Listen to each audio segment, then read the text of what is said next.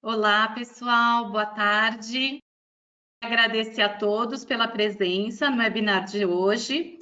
Em especial, gostaria de agradecer a professora Camila Centenaro, que está aqui com a gente e prontamente aceitou o convite de estar conosco hoje, compartilhando um pouquinho da sua experiência nessa área de dentística restauradora, né? Para quem não teve oportunidade de assistir alguma aula da professora Camila. Eu vou apresentar brevemente, depois se ela quiser, ela fala um pouquinho mais sobre a experiência dela. Mas a Camila, ela tem graduação, né, em odontologia na PUC do Paraná, é especialista em dentística pela Federal, da Universidade Federal do Paraná, é professora do curso Master em Resinas Compostas e Cerâmicas na BO, deixa eu só minimizar aqui, na BO de Santa Catarina, de resina composta, arte em função em dentes anteriores, no espaço Artem, e mestranda em odontologia clínica em dentística na Universidade Positivo e professora de especialização em dentística na Faculdade de Odontologia de Piracicaba. É isso, Camila? Na Positivo também, Patrícia. Ah, na Positivo. Achei que fosse na Faculdade de Piracicaba. Faculdade de Odontologia da Universidade Positivo. Ah, então tá joia. Desculpa o erro aí, viu? Eu Imagina, queria, imagina. antes da gente começar e de passar a palavra para você, só queria dar uns recadinhos bem rápidos para o pessoal que está aqui com a gente. Todo mundo vai ficar com o microfone desativado durante a aula, por conta de evitar possíveis ruídos, interferências, né? Durante a apresentação. E todo mundo que quiser fazer pergunta, fiquem à vontade para isso, e façam as perguntas num campo que vocês têm aí no menu do webinar, que é o campo de perguntas, é exatamente para isso. E aí eu já combinei com a professora Camila, que à medida que as perguntas forem chegando, a gente vai interrompendo e ela vai respondendo a todas as perguntas que vocês nos enviarem, tá bem? Então, eu acho que a gente já pode começar. Camila, vou desligar minha câmera agora e passo a palavra para você e você já pode dar andamento a essa aula, viu? Muito Ok, obrigada. Ok, Patrícia. Então, vamos lá, pessoal. Como a Patrícia já me apresentou aí no comecinho do nosso webinar, então, além desses cursos que eu dou aula, eu também trabalho em consultório particular em Florianópolis, então a minha vida clínica é muito maior do que minha vida acadêmica. Eu sou dentista há já quase 16 anos aí, e sempre fui para o lado da dentística restauradora, é o que eu sempre mais gostei de fazer. E hoje a gente está com uma demanda muito grande de pacientes, muito pela mídia também, né? Então, a gente tem uma demanda muito grande de pacientes para facetas de resina composta. E aí, quando a Patrícia me convidou para o webinar, a gente já logo veio esse tema em mente, porque está muito em alta, né? E a gente tem também muitos problemas em relação a isso. E problemas que virão no futuro também, que a gente sabe disso, né? Então, muito sobre tratamento, muitas às vezes muito tratamento que não precisaria ter sido feito, né? Então eu vou compartilhar um pouquinho com vocês sobre a minha experiência clínica em facetas e a gente vai ter um pouquinho também da parte científica envolvida em toda a aula. Então, facetas de resina composta. Quando eu recebo para fazer faceta, geralmente eu faço uma pergunta: por que você quer fazer faceta? Né? Porque muita gente vem falar, porque eu quero clarear meus dentes. Mas será que eu preciso fazer faceta para clarear seus dentes? Então, eu acho que a gente tem que ter um pouco, pensar um pouco mais no meio que eu gostaria que fosse feito em mim, né? O que eu gostaria que esse dentista fizesse, né? Eu sempre tenho essa visão dos outros, o que você não gostaria que fosse feito em você. A gente recebe esses pacientes e já no exame clínico eu faço essa pergunta: por que você quer fazer faceta, né? E aí ela vai me falar que ela quer fechar aqueles espacinhos, essa paciente ela já tinha feito o tratamento ortodôntico, Nós resolvemos fazer facetas em resina também porque ela precisava de mais volume vestibular dos dentes. Então, eu preciso pensar em todas as ações clínicas das facetas em resina, tanto das facetas em resina quanto das facetas em cerâmica. E aí, eu recebo casos como esse, por exemplo, que a paciente já tinha uma faceta em cerâmica, ali no elemento 11, e algumas restaurações antigas em resina nos outros dentes, um incisivo lateral escurecido, um canino também. Então, eu tenho aí um tratamento muito amplo, eu preciso pensar em muitas coisas. Nesse caso, em específico, nós resolvemos trabalhar todo ele em resina, porque o que acontece? Quando a gente tem cerâmica e tem resina envolvida nessa bateria anterior, eu percebo muito uma diferença de interação dos materiais, principalmente da interação óptica dos materiais. Então, eu prefiro trabalhar sempre com o mesmo material na região anterior, claro, se eu tiver essa possibilidade.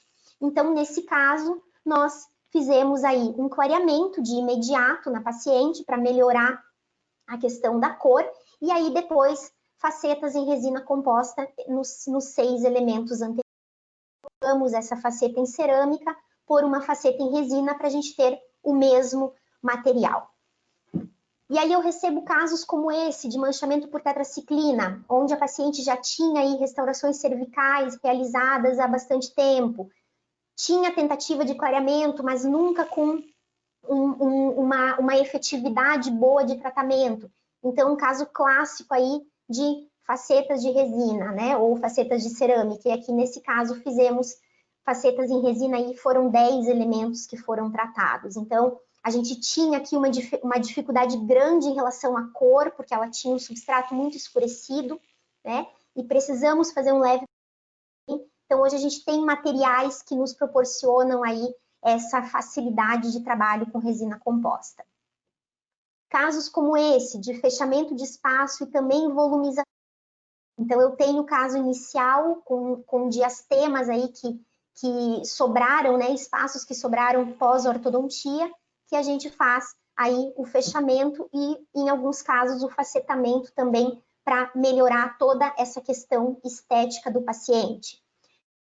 De incisivos central e lateral escurecido, únicos dentes escurecidos. Aqui nesse caso, nós somente restauramos as classe 3 do elemento 21 e 22 e fizemos 2 facetas em resina composta aí no elemento 11 e 12. Então, eu sempre tento, nos meus casos, para os meus pacientes, ser o mais conservadora possível. A gente sabe que, num caso como esse, por exemplo, seria muito mais fácil, às vezes, eu facetar aí os 4 ou 6 elementos. Mas será que eu tenho essa necessidade?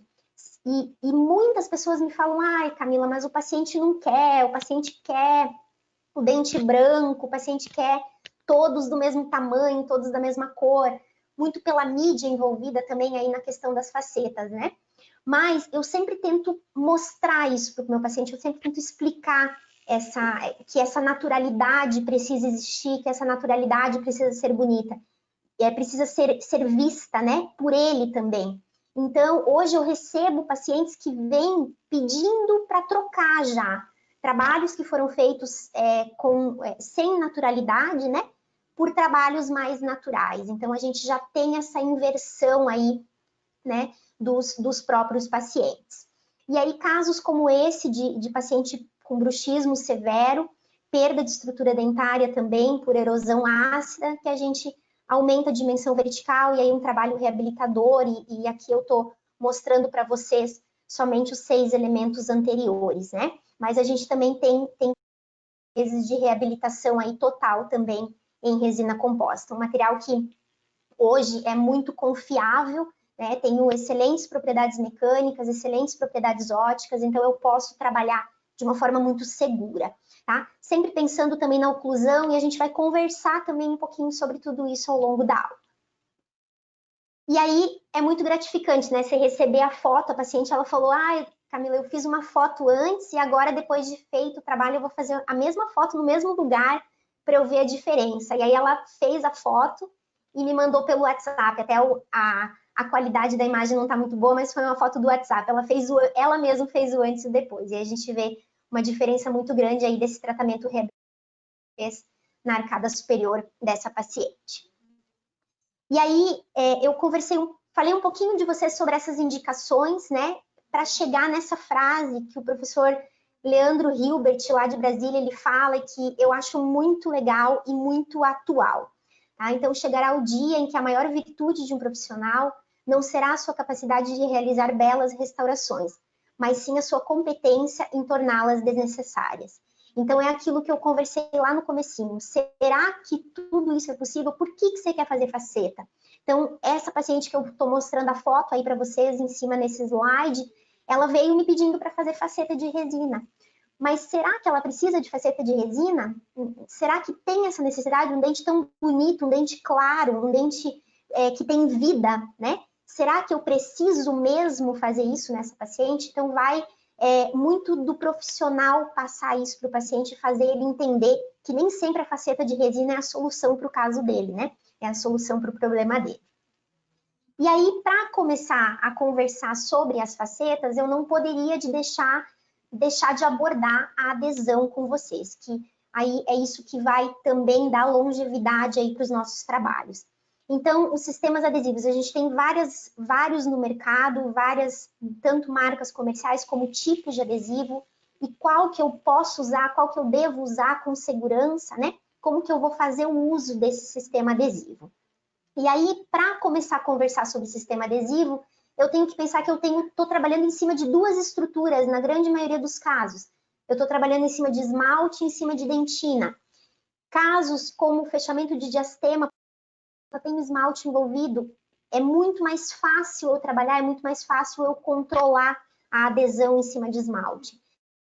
Dentina, a coisa já começa a ficar um pouquinho mais complicada. Então, a gente tem que entender essas duas estruturas, né, para eu saber como que eu vou agir, como que eu vou aí lidar com cada uma dessas minhas estruturas dentárias.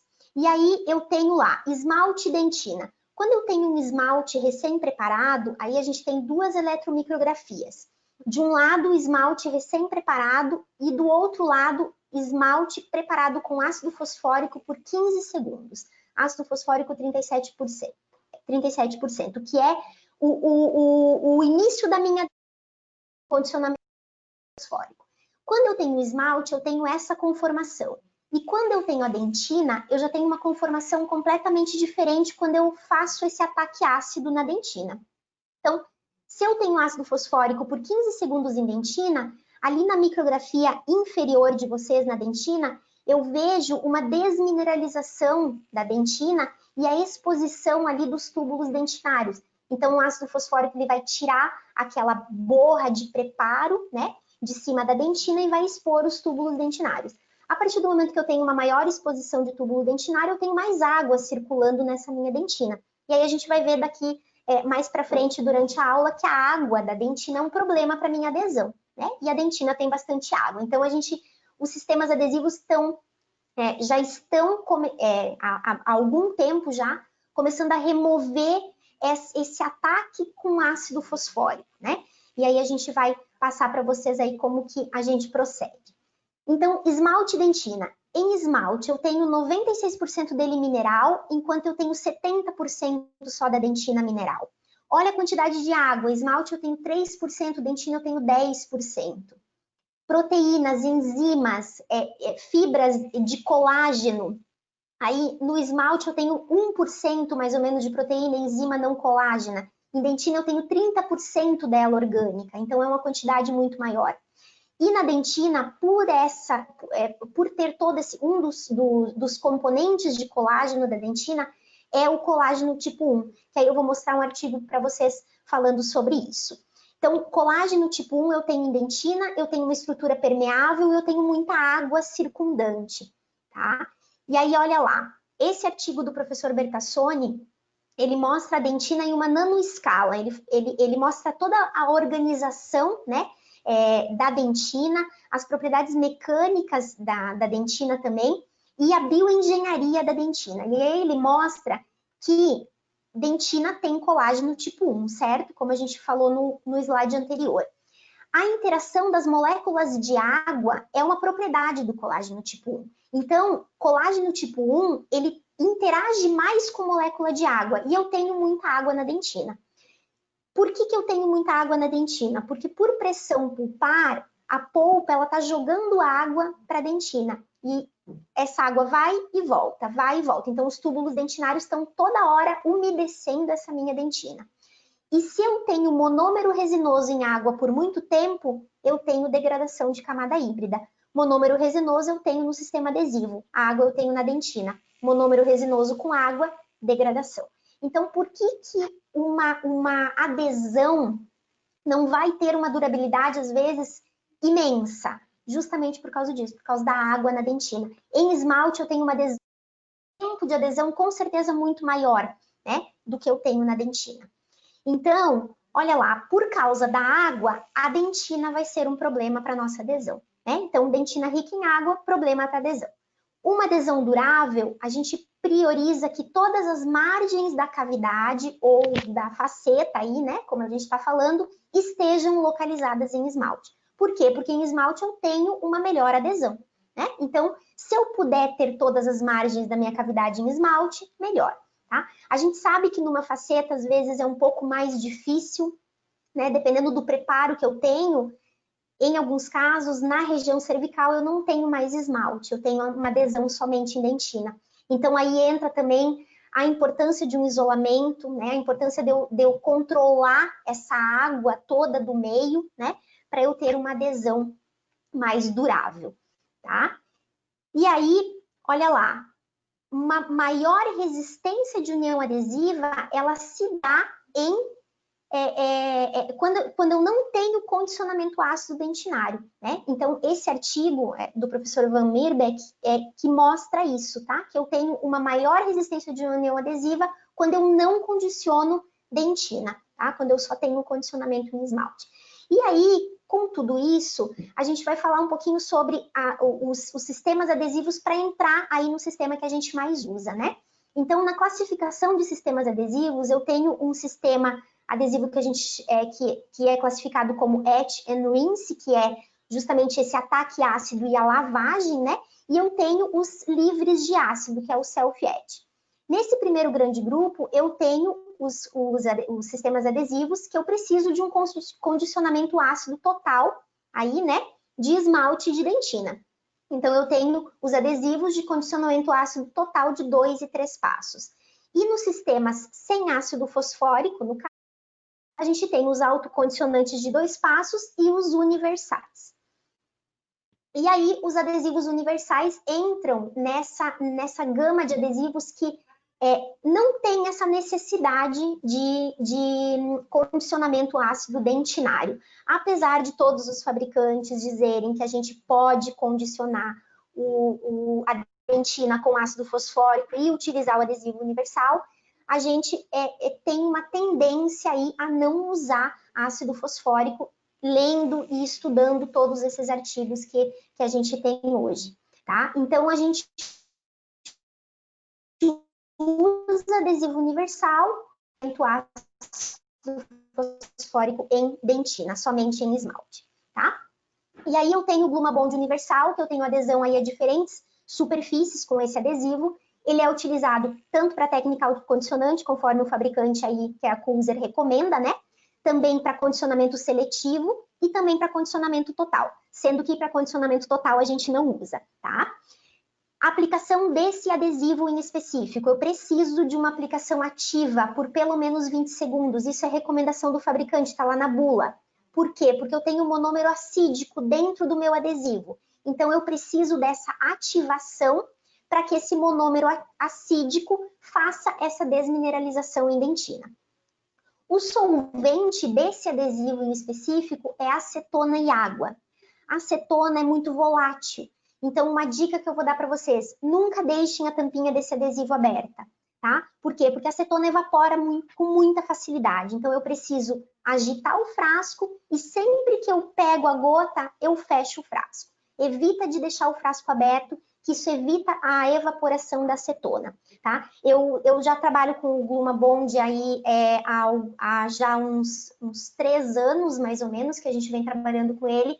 Temos ótimos resultados, bastante longevidade clínica, mas sempre tomando muito esse cuidado de deixar o frasquinho sempre muito bem fechado, tá?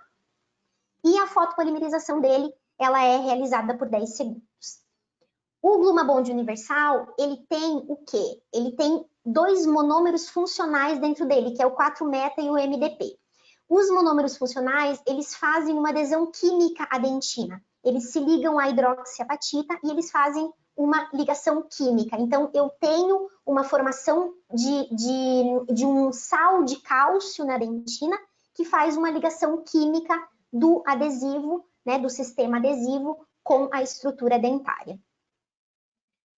E aí, será que esses adesivos são tão universais assim? Por quê? Porque o fabricante mostra que eu posso usar ele, às vezes, sem ácido fosfórico em lugar nenhum, né? Que eu posso usar somente o adesivo. Mas a gente aí preconiza que os adesivos universais, né? Eles se beneficiam do ácido fosfórico. O funcionamento do ácido fosfórico é bom em esmalte, tá? Para aumentar a força da adesão. Sempre adesivo universal, condicionamento total do esmalte com ácido fosfórico e não condicionamento da dentina. Então, nós usamos ele como um adesivo aí autocondicionante de um passo, né?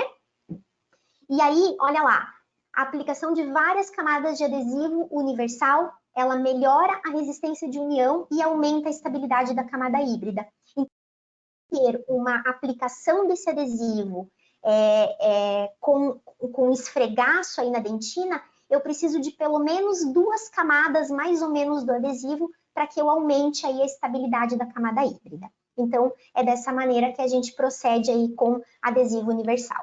E aí a receitinha de bolo ali para vocês, para dar um print na tela, tá?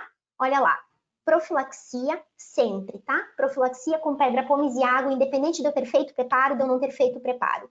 Faço assim, aplico ácido fosfórico somente em esmalte, tá? Somente em esmalte por mais ou menos 15 segundos, tá? Lavo bem, lavo com bastante água, spray de água e ar, seco. Posso secar bem a estrutura dentária. Aplico uma gotinha do adesivo esfregando no dente, em todo o dente, esmalte e dentina. Aplico esfregando, tá? Aguardo alguns segundos para ver a penetração do adesivo na dentina, especificamente.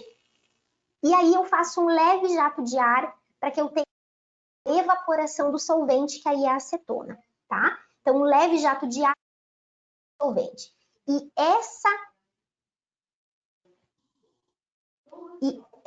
essa parte do aplicar o adesivo, esfregar, guardar a penetração e fazer um jato de ar, eu preciso por pelo menos 2 vezes, tá? Para que eu tenha aí uma estabilidade maior da camada híbrida. E aí, depois disso, eu faço a minha fotopolimerização. E essa polimerização? A fotopolimerização, ela é a transformação de monômero em polímero. Então, eu preciso fotoativar para que eu tenha aí, né, a ação desse monômero em polímero. Eu tenho dentro das resinas compostas alguns fotoiniciadores, que é a canforoquinona ou a lucerina TPO e TPD. E aí, como eu tenho aí 2, 3, às vezes 4 tipos desculpa, gente, me fugiu aqui a palavra, de fotoiniciadores, tá? Eu preciso ter dessa massa toda de resina. Então, a gente tem fotopolimerizadores Polywave, tá? Então, nessa tela, a gente vê a parte interna do Blue Phase, que são esses 4 quadradinhos. Se vocês prestarem, um desses 4 quadradinhos, ele é viradinho, tá? Então, um desses 4 quadradinhos que tem ali dentro do Blue Phase é justamente a luz que vai fotopolimerizar os fotoiniciadores de resina variados. Então, hoje, se eu não tenho um fotopolimerizador que tenha que fotopolimerize esse tipo de iniciador, eu não tenho uma conversão total da minha resina. E aí eu vou ter problema futuro de manchamento, de pigmentação, de resistência, tá? E aí, quais são os fotopolimerizadores que a gente tem hoje que são Polywave? A gente tem o Blue Phase da Ivoclar e o Valo da Ultradent. tá? Que são fotopolimerizadores aí que têm a capacidade de fotoativar esses iniciadores de dentes clareados. Então, às vezes você vê muitos professores fazendo círculos com o fotopolimerizador em cima da resina. Por que isso? Justamente por causa daquele quadradinho que eu mostrei no outro slide para vocês, tá? Que isso tanto no Blueface tem também. A luz ultravioleta que tem ali dentro, ela precisa ser... a gente precisa dar pequenos giros para que ela fotoative a resina como um todo, tá? Então, eu preciso dessa ativação com o fotopolimerizador PolyWave para que eu tenha uma longevidade clínica também dos meus trabalhos. E aí a gente falou sobre sistemas adesivos, falou sobre a fotopolimerização, e agora a gente vai conversar um pouquinho mais sobre as resinas compostas. Camila? E aí eu tenho alguma... Oi? Pode falar, Oi, desculpa Patrícia. te interromper, é que apareceu uma perguntinha aqui, que ainda falando sobre os sistemas adesivos, né? É do Marcelo, e ele pergunta, então não condiciono a dentina com ácido? Isso, condicionamos somente o esmalte e não condicionamos a dentina para usar o Gluma Bond universal, ou adesivo universal, né? É isso mesmo, Patrícia. E outra perguntinha do Kleber agora, ele colocou assim, a professora disse que tem que lavar e secar, aplicar o adesivo esfregando em todo o dente, leve jato de ar, fazer isso 2 vezes, mas não ser lavado novamente, só aplicado o adesivo, é assim? Isso mesmo. Eu lavo uma vez só, eu aplico ácido fosfórico, lavo, seco.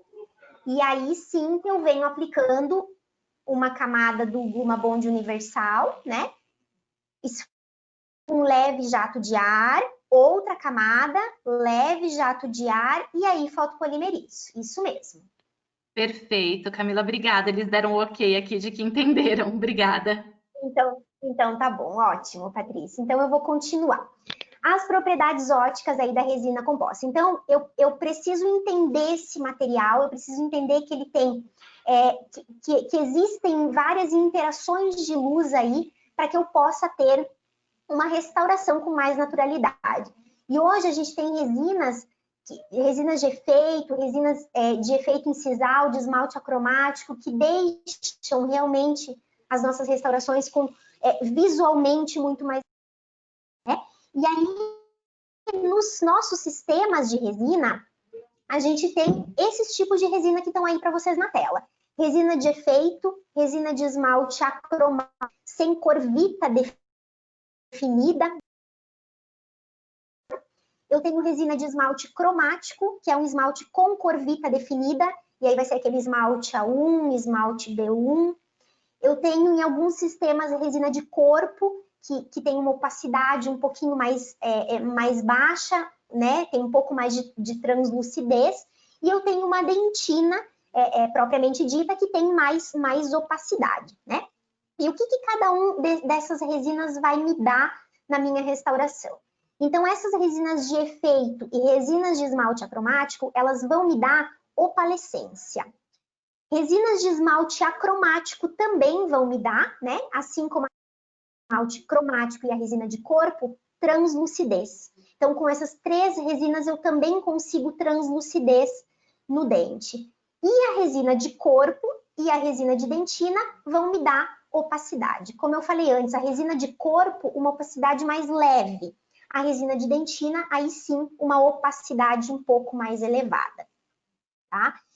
E aí, eu tenho que entender, para eu começar a pensar em tudo isso, eu tenho que entender que eu tenho matiz, que vai ser a cor propriamente dito, o A, o B, eu tenho croma, que é a saturação, que é a quantidade de saturação que tem na minha resina ou no meu dente, e aí, exemplificando para vocês, né, numa escala, eu tenho ali o dentinho na cor A1, eu tenho matiz, né, que é o cor propriamente dita, e o númerozinho do lado eu tenho o croma, a saturação.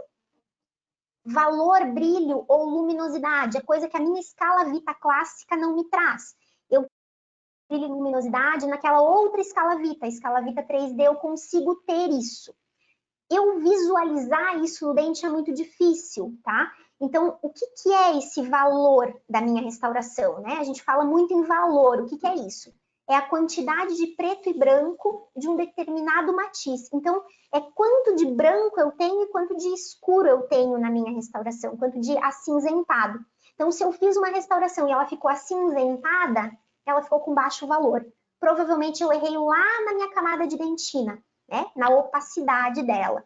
Se eu tenho uma restauração com alto valor, se o meu dente ficou muito claro, né? Claro demais, eu tenho aí uma restauração com alto valor. Então, geralmente, onde eu erro o valor? Eu erro o valor justamente na dentina, na camada de opacificação, tá? Num dente escurecido, aí é um pouco diferente. Num dente escurecido, às vezes eu erro o valor no corante, né? Mas, no geral, eu preciso tomar um pouco de cuidado na minha dentina, porque é ali que eu erro o valor. Então, só para ficar claro aí para vocês, se eu tenho um dente mais escuro, eu tenho um dente com baixo valor. Eu tenho um dente mais claro, mais luminoso, eu tenho um dente com alto valor. E aí, a gente vai entrar, né, nessas restaurações aí dos dentes anteriores, nessas facetas que é o tema aí da nossa aula. E aí, eu tenho de novo as duas estruturas envolvidas na minha faceta. Eu tenho esmalte e eu tenho dentina, como eu tinha envolvida lá na minha adesão, né? Então, o esmalte, o que o esmalte me traz? O que eu preciso buscar nas minhas resinas de esmalte? O esmalte, ele tem translucidez, ele modula esse valor, né? Justamente a quantidade de valor aí da minha restauração é modulado aí pelo esmalte, croma também, ele me traz fluorescência e opalescência. Então, numa resina de esmalte, de recobrimento, eu tenho que pensar aí nessas propriedades ópticas. Já a minha dentina, ela vai me oferecer opacidade, ela vai determinar o matiz, que é a cor do dente propriamente dita, né? O A, B, C. Ela mantém o valor. Então, lembra que eu falei para vocês lá no slide anterior, que se eu erro o valor da minha restauração, se eu tenho uma restauração acinzentada, provavelmente eu errei, porque a dentina tem valor, tá? Ela vai ter croma variável, ela muda a saturação. Às vezes, lá no terço cervical, eu tenho um dente mais saturado. No terço médio, no terço incisal, eu tenho uma dentina menos saturada.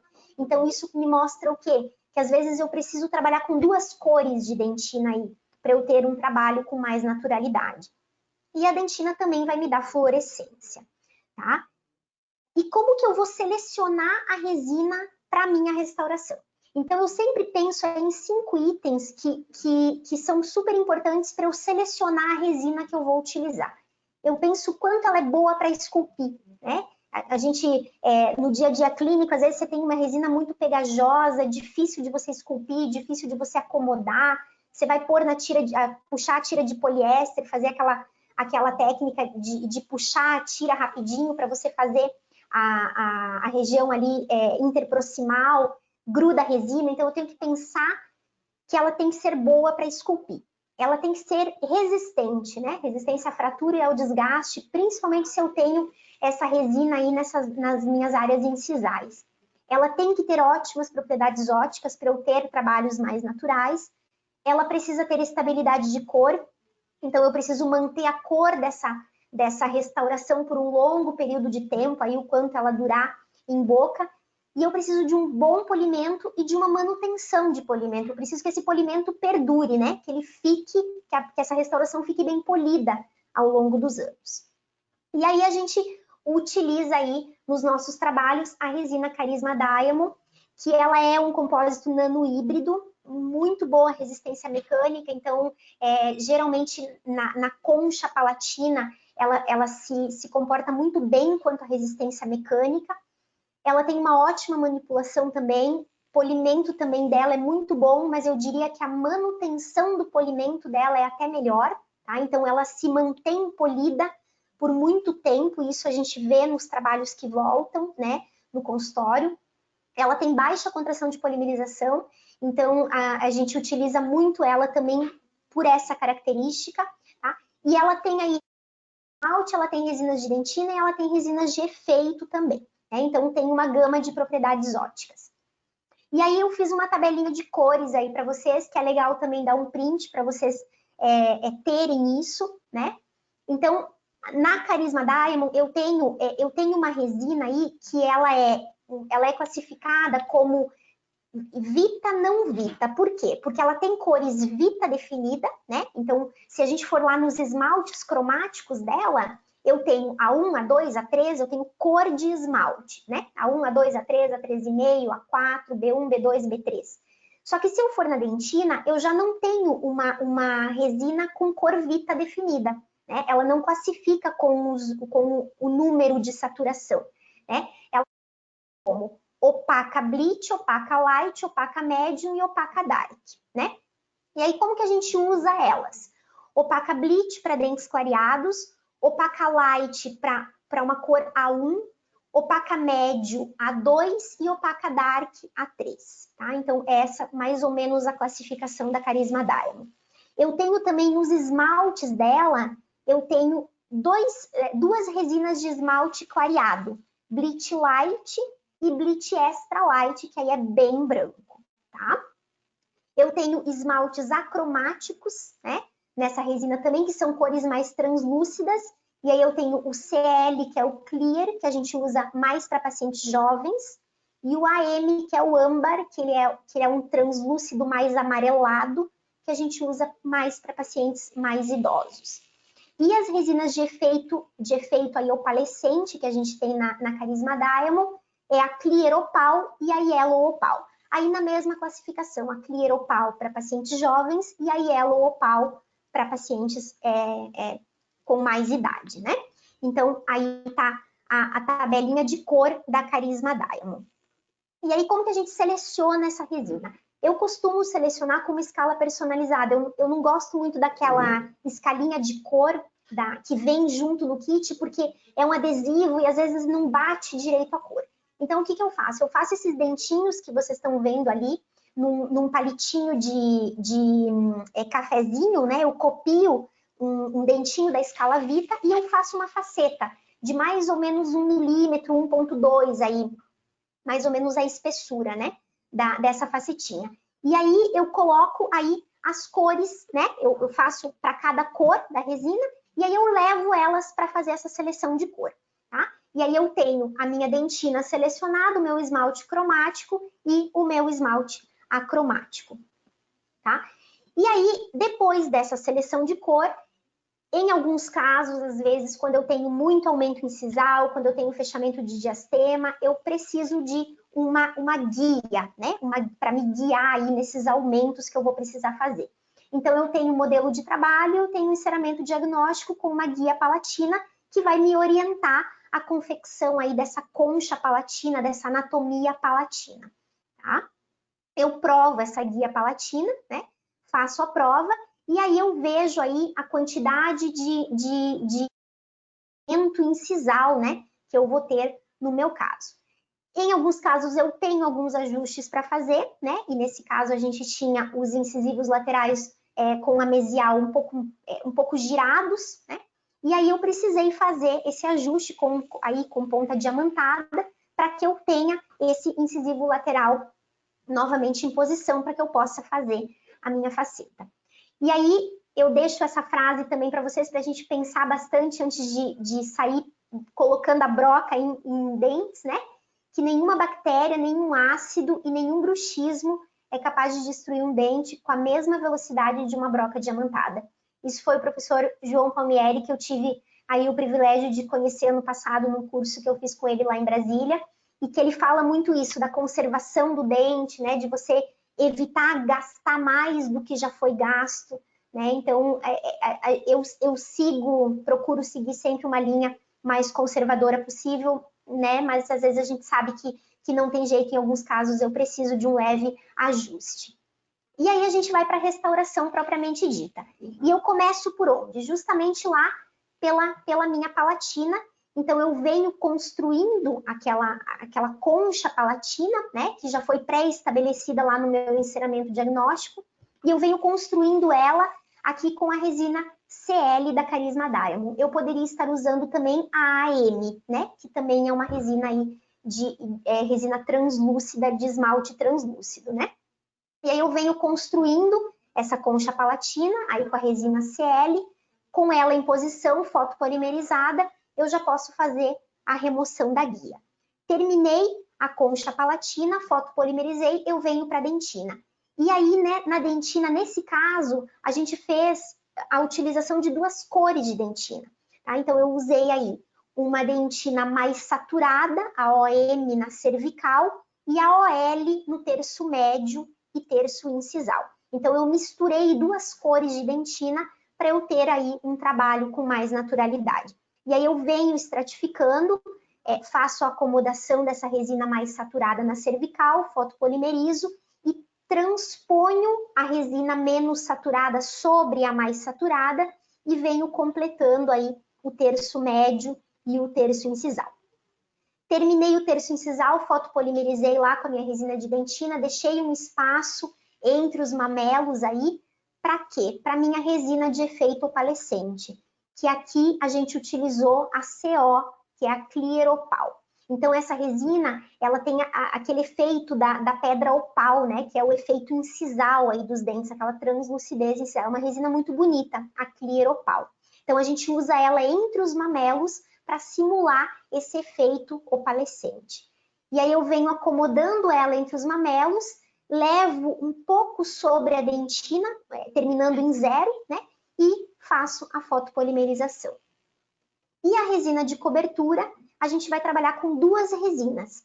Primeiramente com uma resina de esmalte cromático, que eu venho estratificando desde a cervical até um pouquinho antes do terço incisal, terminando em 0 também.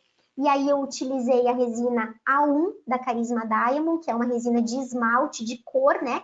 Cor A1. E lá naquele pedacinho ali onde vocês estão vendo a espátula, eu deixei um espaço na incisal. Para quê? Para que eu venha com uma resina de efeito incisal, né? Uma resina translúcida. Por quê? Porque eu preciso enxergar aquele efeito incisal que eu fiz. Eu preciso enxergar aqueles mamelos que eu desenhei na dentina. Eu preciso enxergar a resina opalescente que eu coloquei entre os mamelos. Então, eu venho com a resina CL, que é uma resina translúcida, cobrindo aquela região incisal e levo ela um pouco em cima do esmalte cromático também, não tem problema nenhum. E aí isso vai dar um efeito de profundidade aí nessa região incisal. E aí eu venho trazendo ela levemente em cima do meu esmalte cromático, né, que eu tinha lá de primeira camada, e aí eu finalizo a minha restauração aí com o pincel, acomodando essas massas de resina. O esmalte cromático eu acomodei e fotopolimerizei, e vim com o esmalte acromático, levando levemente por cima do cromático e fotopolimerizando também no final. Tá? Coloquei, fiz aí toda a acomodação, né? Fiz a minha fotopolimerização final, e aí no final de tudo, quando eu tô com a minha restauração terminada, eu faço uma fotoativação da última camada aí de resina com gel de glicerina. Por que o gel de glicerina? Porque ele vai inibir o contato dessa resina com o oxigênio. E aí a gente tem muito poucas pesquisas, mas a gente tem pesquisas que mostram uma maior longevidade. E a gente percebe isso também no dia a dia clínico. Eu tenho um caso que eu acompanho, que eu fiz 2 casos, né? Eu fiz um com gel de glicerina, a fotoativação final, e o outro sem gel de glicerina. E esses pacientes vêm e eu vou fazendo as fotos, e é um trabalho que vai levar ainda mais algum tempo para ser finalizado, porque a gente depende de alguns anos aí, né, para isso, mas é muito legal a gente ver a diferença, e dá muita diferença, principalmente na manutenção de polimento da resina e no manchamento superficial. Então, os casos que a gente fotopolimeriza com gel de glicerina, eu tenho muito menos manchamento superficial do que os que são fotopolimerizados sem gel de glicerina na última camada. Então, fiz a minha fotoativação final, tá já pronta a minha restauração, eu coloco o gel de glicerina e aí eu levo o fotoativador, o fotopolimerizador, por mais aí uns 30, 60 segundos ainda, como uma fotoativação final. tá? E esse gel de glicerina é o gel de ultrassonografia que eu posso mandar manipular ou comprar numa casa de produto médico especializado. E aí Camila, eu tenho lá... Oi, pode falar, Paty? desculpa, mais uma perguntinha aqui da Amanda, tá? Ela Tá. pergunta qual é a marca do pincel que você usa? Esse pincel que vocês viram ali, ele é da Hotspot Design. É um pincel de pelo Ótimo. de cabra. Isso, Hotspot Uhum, Design. tá ótimo. Obrigada. Imagina. E aí a gente tem aí o passo a passo da nossa faceta, né? Então eu apliquei o sistema adesivo, lembra lá. Fiz o ácido fosfórico somente em esmalte, lavei, sequei, apliquei o Gluma Bond Universal em esmalte e em dentina, esfregando por mais ou menos 20 segundos, joguei um leve jato de ar, apliquei outra camada, leve jato de ar e fotopolimerização. Aí eu passo para minha guia palatina. Provei minha guia palatina, tá tudo bem, eu venho estratificando a minha concha palatina com esmalte acromático e aí o CL da Carisma Diamond. Venho para minha camada de dentina e aí eu posso estratificar duas cores de dentina ou uma cor só, vai depender aí dos outros dentes, né? Se eu tenho muita interação de cor, eu prefiro duas tonalidades de dentina. E aí eu venho estratificando essa dentina, deixando um espaço entre os mamelos, né? Venho esculpindo os mamelos e ali na figura número 6 vocês podem ver a espessura da dentina. Então isso é muito importante durante a minha estratificação. Lembra que eu falei lá no começo? Se eu erro na camada de dentina, muitas vezes eu erro o valor da minha restauração. Então essa camada de dentina, eu preciso estar bem calibrada para desenhá-la, tá? E aí, finalizo a minha camada de dentina, ali na figura número 7 eu tenho a resina de efeito opalescente, que é a CO da Carisma Diamond. E aí eu venho estratificando ela entre os mamelos, né? Faço a fotopolimerização e passo aí na figura 8 para o esmalte cromático, que é o esmalte de cor, né? Venho com ele desde o terço cervical, deixando um espacinho lá no terço incisal. Para quê? Para a minha resina de efeito incisal, que aí vai ser a CL, novamente, da Carisma Diamond. E aí eu venho de efeito incisal, acomodando ela no terço incisal, sobrepondo um pouquinho ela lá no meu esmalte acromático e fotopolimerizo. E aí eu tenho esse efeito incisal aí bem mais evidente, tá? E depois que eu fiz toda a minha faceta, eu preciso fazer uma coisa que é extremamente importante, a checagem oclusal, né? E aí eu preciso ter uma oclusão funcional aí ideal, né? Eu preciso ter contatos oclusais equilibrados, né? Durante as funções, durante a fala, durante a mastigação, durante a deglutição. Então eu preciso fazer um ajuste para eu não ter fratura, para eu não ter problemas aí com esse meu trabalho estético ao longo dos anos. E aí em dentes anteriores a gente vai fazer dois ajustes que são extremamente importantes. Então, eu tenho um ajuste máximo intercuspidação, né? Que é muito importante também, com certeza. Tenho esse ajuste em máxima intercuspidação habitual, mas eu tenho que pensar nos meus movimentos mandibulares também. Né? Eu tenho aí movimentos mandibulares que eu posso fraturar uma faceta em resina. E aí, quais são esses movimentos mandibulares que eu preciso fazer essa checagem oclusal, né? Eu tenho que checar meu paciente em protrusiva. Então, quando o paciente faz protrusiva, eu tenho que ter um contato entre incisivos centrais superiores, vindo da palatina até o terço incisal. O restante dos dentes não devem tocar. Isso, gente, é uma oclusão ideal. A gente sabe que às vezes a gente não consegue manter o paciente dessa forma, mas quanto mais eu tentar deixá-lo assim, melhor para a longevidade do meu trabalho. Então, eu tenho uma série de fatores envolvidos e a oclusão tem um papel muito importante aí, tá?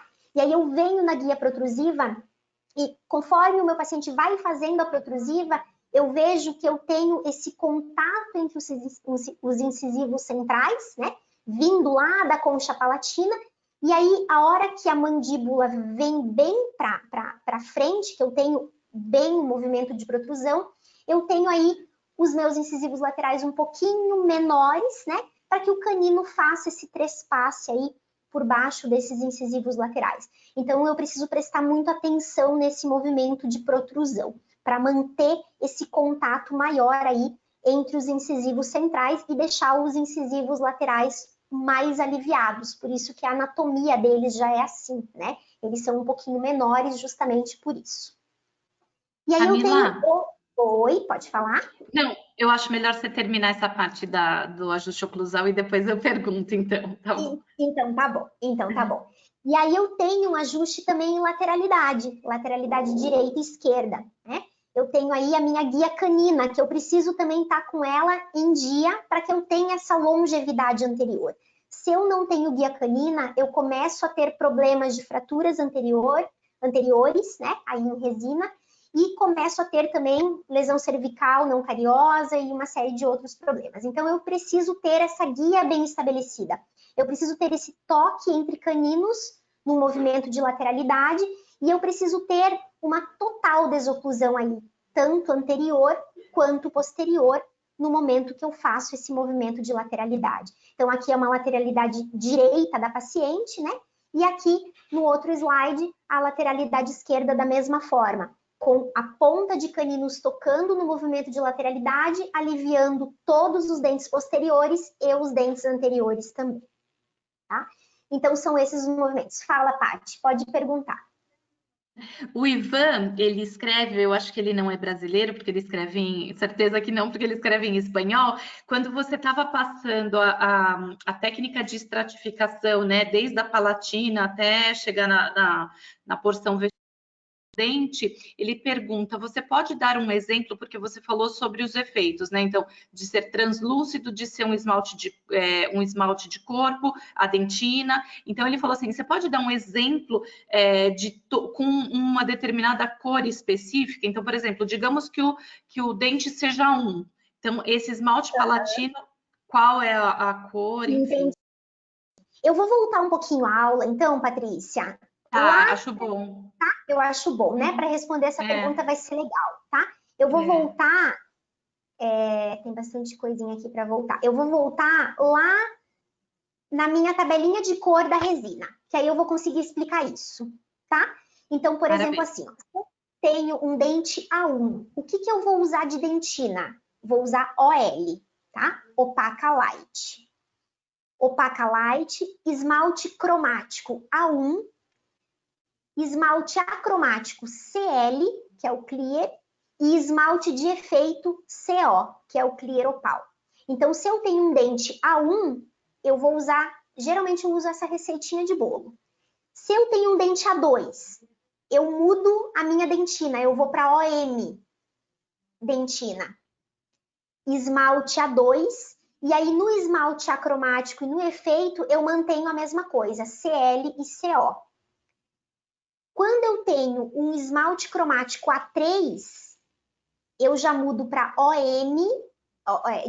OD de dentina, o Dark, né? OD, esmalte cromático A3, esmalte acromático CL e efeito CO.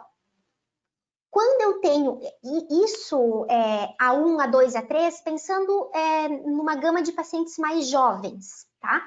Se eu tenho pacientes com mais idade, aí passando de uns 55 anos mais ou menos, que eu tenho uma maior saturação, aí eu já trabalho mais com dentina OD, que é a Dark, né? A dentina mais escurecida. Trabalho com cromático A3,5 e A4. E aí no esmalte acromático e no efeito, eu vou lá para o âmbar e para o yellow opal. Maravilha, Camila. Eu acho...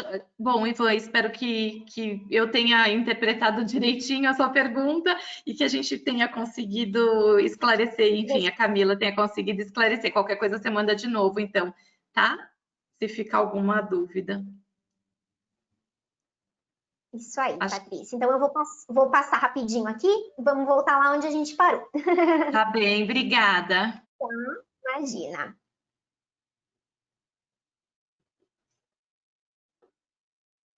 E aí a gente estava falando de ajuste oclusal. E aí finalizamos lá o nosso ajuste oclusal em lateralidade, tô com as minhas guias legais, tô com tudo certinho, ótimo, perfeito. Ajustei a minha oclusão, eu vou para o meu acabamento e polimento. E aí, outro passo extremamente importante. Então, vejam, a gente não pode negligenciar nenhum passo da confecção da faceta, porque todos têm a sua importância, todos são extremamente importantes. E aí a gente vai para o acabamento e polimento. E aí eu preciso pensar no meu acabamento e polimento que eu preciso ter uma área de reflexão de luz. A luz bate no dente, né? Eu tenho uma área que reflete a luz bate e volta. E eu tenho também, que são as áreas interproximais aí, né? Que fazem uma absorção da luz, né? Por isso que a gente tem as interproximais levemente mais escurecidas naturalmente, né? Porque eu tenho uma absorção maior de luz ali e uma reflexão aí na minha área de espelho, né? Então, com um disco de acabamento, um disco diamantado, eu venho fazendo aí essa área vestibular, eu venho estabelecendo essa área de reflexão. E aí eu começo lá na cervical, né? Eu tenho 3 angulações aí. O meu slide acabou virando aqui a minha imagem, mas a primeira imagem que vocês vê lá em cima do disco na cervical, né? Eu faço essa primeira angulação, depois eu venho para o terço médio, aí acabou invertendo ali o meu slide, a minha figura, eu peço desculpa para vocês, tá? Eu venho no terço médio do dente com o disco, e depois no terço incisal a gente faz uma angulação incisal, né? Porque o nosso dente ele não é reto, né? Ele não é reto, chapado, ele tem essas 3 angulações. E aí eu determino com essas 3 angulações, cervical, média e incisal, eu determino toda a minha área de espelho, né? E aí eu tenho aí delimitada, e aí a gente traça aí essas cristas, essas arestas vestibulares, né? Que com essas arestas eu posso deixar o meu dente mais largo se eu levo essas arestas mais aí para mesial e para distal. Se eu aproximo essas arestas vestibulares, eu consigo deixar aí o meu dente mais estreito. Então, nessa área de espelho, eu consigo também fazer uma ilusão de ótica aí, né? Às vezes eu erro um pouquinho no tamanho do meu dente, mas com essa área de espelho, eu consigo acertar essas arestas vestibulares de posição. Então, se eu afasto as arestas vestibulares, eu deixo o dente mais largo. Se eu junto as arestas vestibulares, eu deixo o dente mais estreito. E aí, acertei essa minha anatomia primária, que seria essa área de reflexão de luz, né? A área de espelho. Eu vou para a minha anatomia secundária, que são o quê? Os lóbulos de desenvolvimento, as periquemáceas. E aí, isso nem todo paciente gosta, né? Às vezes tem paciente que não gosta dessas pequenas ranhuras no dente, de lóbulos, de periquemáceas. Eu sempre gosto de mostrar para o paciente isso, porque a gente tem, em dentes naturais, a gente tem uma textura maravilhosa, né? Então, a gente consegue replicar isso. E para eu replicar essa anatomia secundária, geralmente eu uso um contraângulo multiplicador aí em baixa rotação, com uma broca 2200, da KG. Eu gosto de broca diamantada mesmo, eu gosto de fazer com broca diamantada, eu acho que ela corta legal, e depois com as borrachas a gente consegue tirar aí as ranhuras da broca. Tá? Então essa seria aí a minha anatomia secundária. E aí, finalizei a minha anatomia secundária, eu vou para as minhas borrachas abrasivas. E aí eu posso usar borrachas de maior abrasividade, né? Como uma primeira borracha aí. Essa da foto é a Flexi Cup, da Cosmident. Ela é uma borracha abrasiva bem forte, ela gasta dente também, então eu preciso tomar um pouco de cuidado aí na pressão da borracha, né?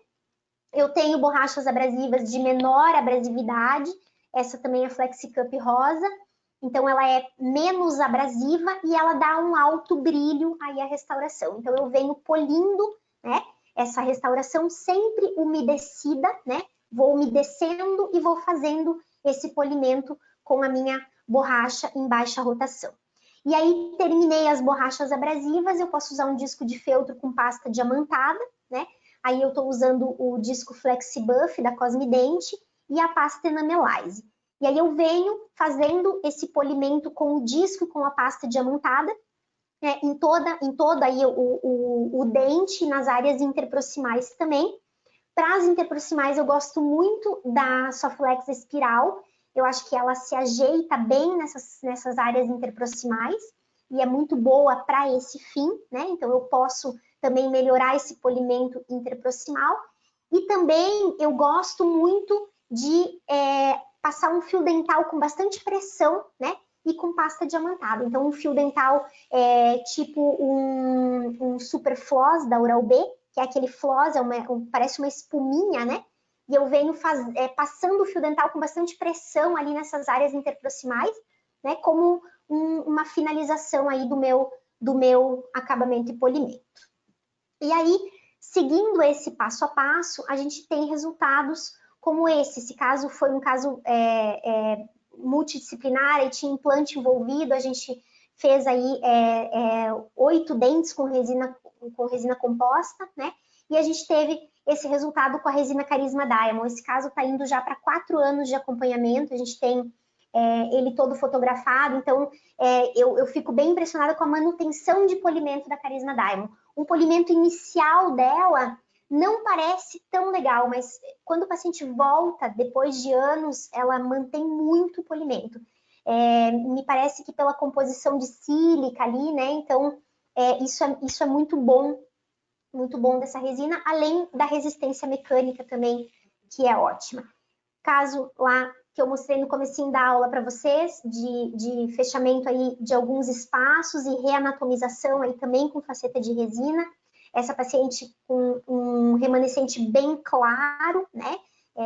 Dente clareado, então a gente tem aí as resinas de dentes clareados também, que tem ótimos resultados, e as da Carisma Diamond são bem claras. Tem que tomar até um pouco de cuidado com a Bleach Extra Light, que é o esmalte, porque ela tende a um azulado, então tem que tomar um pouquinho de cuidado aí com a espessura dessa resina, tá? Mas a gente tem soluções aí também para dentes clareados. E depois de tudo isso, né? Então, fiz todo esse meu passo a passo, meu paciente foi para casa, passaram-se alguns anos, o que acontece com essas restaurações depois, né? E aí eu vou mostrar um caso aqui para vocês que eu fiz foi um recontorno cosmético aí, eu fiz 2 facetas em resina nos incisivos laterais, mas nos incisivos centrais, nos caninos, foi mais um recontorno cosmético, foram pequenas espessuras aí de resina para acertar, né, o tamanho dos dentes, para repor a guia canina que ela havia perdido também. Então, essa é uma paciente já há muito tempo, minha paciente, ela tinha feito ortodontia e tinha feito alguns orçamentos para laminados, e aí ela veio no consultório e a gente optou por fazer resina, por ser uma paciente jovem, por alguns dentes não precisar de uma faceta, né, uma lente de contato aí, às vezes com algum preparo, então a gente optou por resina composta. E aí fizemos aí o caso dela, o recontorno, né, nos incisivos laterais eu facetei, porque ela tinha eles um pouquinho para a palatina, então eu fiz facetas nos incisivos laterais, e aí a gente finalizou ela lá em 2014.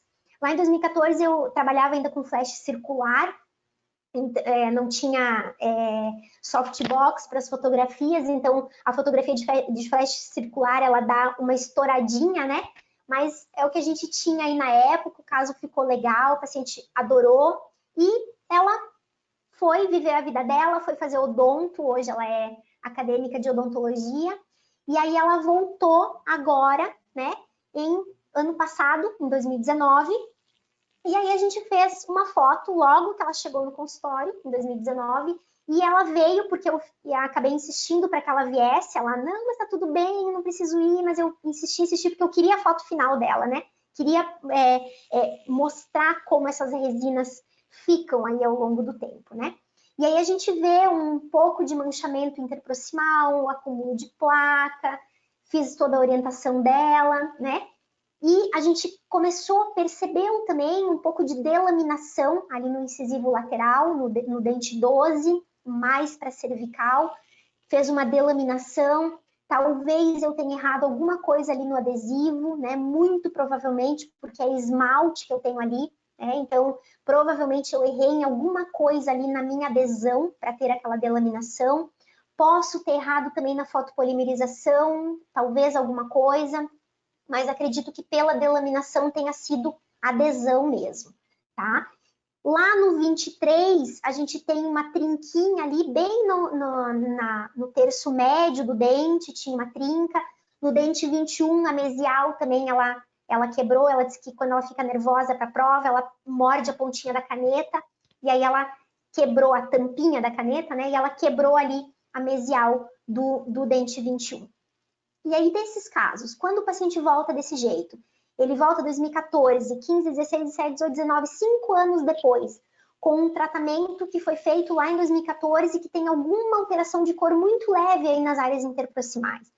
Então, o que a gente faz nesses pacientes, nesses casos, quando o paciente volta depois de um tempo? Eu tento preconizar que esse meu paciente volte depois de 6, 8 meses, mais ou menos. A gente sabe que é difícil, tem pacientes às vezes que não volta tudo bem, acaba não voltando para a clínica, né? Como aconteceu com essa paciente. E aí, 5 anos depois, o que eu faço? Se eu fiz clareamento, lá quando eu comecei o tratamento dela, lá em 2014, essa paciente tinha feito um clareamento. Então, se eu fiz clareamento nessa paciente lá no passado, eu faço uma manutenção de clareamento. Essa manutenção de clareamento, ela me ajuda muito nesses manchamentos interproximais, que é mais difícil de eu fazer preparo, tá? E aí, o que eu faço? Eu faço uma moldeirinha de clareamento para ela e peço para que ela use uma semana, mais ou menos, de gel clareador. Uso basicamente somente o gel clareador 10%, né? E aí eu peço para que ela use uma semana, ela já volta aí com essas interproximais muito melhores, tá? Então, o clareamento, ele tira essa pigmentação da resina, ele não vai mudar a cor da resina, mas ele tira a pigmentação, essa pigmentação extrínseca, né? Eu faço reparo naquelas áreas de delaminação, naquelas áreas de fraturas ali nas incisais, naquela área de trinca aberta no canino que eu mostrei para vocês. Então, eu posso fazer reparo e um repolimento. Então, eu posso, a resina é muito versátil porque eu tenho essa possibilidade com ela, né? Então, o nosso protocolo de manutenção de restauração, depois que o paciente volta, né? Geralmente, reparo e repolimento. Se o paciente volta depois de anos aí de tratamento, aí sim eu faço um clareamento também, que ajuda muito na remoção desse manchamento extrínseco aí das minhas restaurações em resina, tá?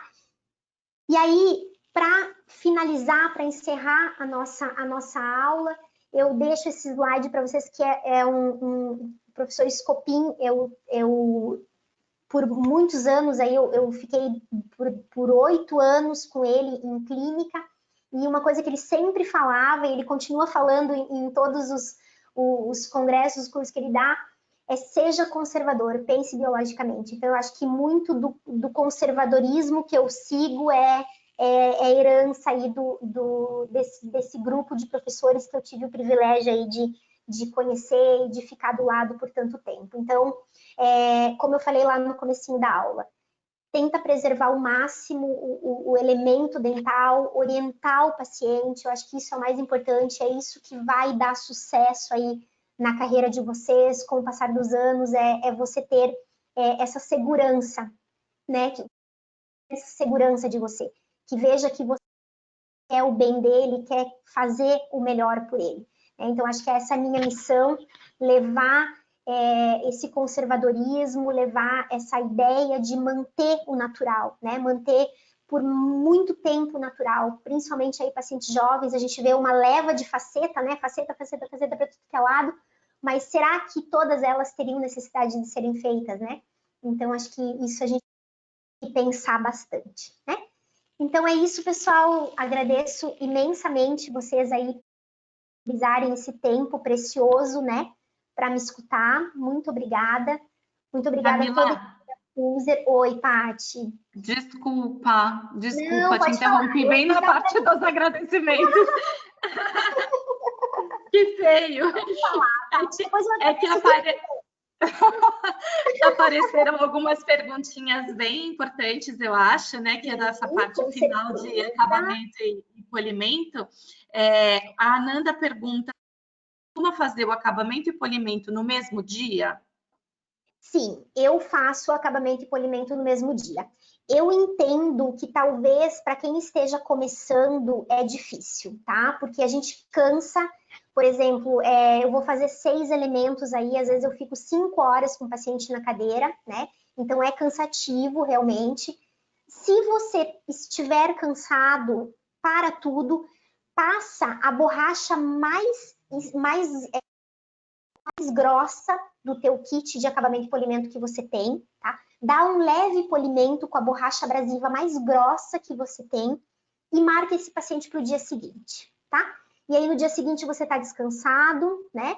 Você pode dar todos esses passos aí de acabamento e polimento. Não deixe sem polir, tá? Não deixe sem polir, porque senão você já tem aí uma aderência de pigmento, mesmo que você deixe de um dia para o outro, tá? Então, deixa lisinho, né? Passa essa borracha de granulação mais grossa, pelo menos, e aí marca o paciente no outro dia ou depois de 2, 3 dias para você fazer todo esse passo a passo de acabamento e polimento. Eu costumo dar na mesma consulta, na mesma sessão. Maravilha. Outra perguntinha da Márcia, na verdade ela fez duas, né? Qual é o nome das borrachinhas que você mostrou? E a outra, se você faz o acabamento e polimento com o dente seco ou molhado? Eu faço com o dente molhado, tá? As borrachas sempre com o dente molhado. E as borrachinhas que eu usei ali é Flexi Cup, da Cosmidente. Maravilha. E depois o Dante, que também escreve em espanhol, manda lembranças desde o Peru, e pergunta se o fato de não usar isolamento absoluto pode alterar a adesão do material. Pode, tá? A gente pode ter uma alteração aí na adesão, sim, por contaminação salivar, tá? A gente entende que o isolamento absoluto nem sempre é possível, né? Principalmente quando eu tenho aí um envolvimento cervical, às vezes é difícil, e é difícil tecnicamente também, né? Eu tenho também essa dificuldade de você isolar bem, né? Então, às vezes a gente opta, eu geralmente facetas, né? Eu faço com isolamento absoluto modificado, que aí a gente abre a borracha e deixa esses dentes mais expostos, né? Mas eu posso ter uma interferência assim se eu não tiver um domínio aí da umidade que eu tenho no dente, né? Por fluido do sulco gengival, enfim. Eu posso ter um problema na adesão, com certeza, e principalmente lá naquela região cervical, que é a região justamente mais crítica, né?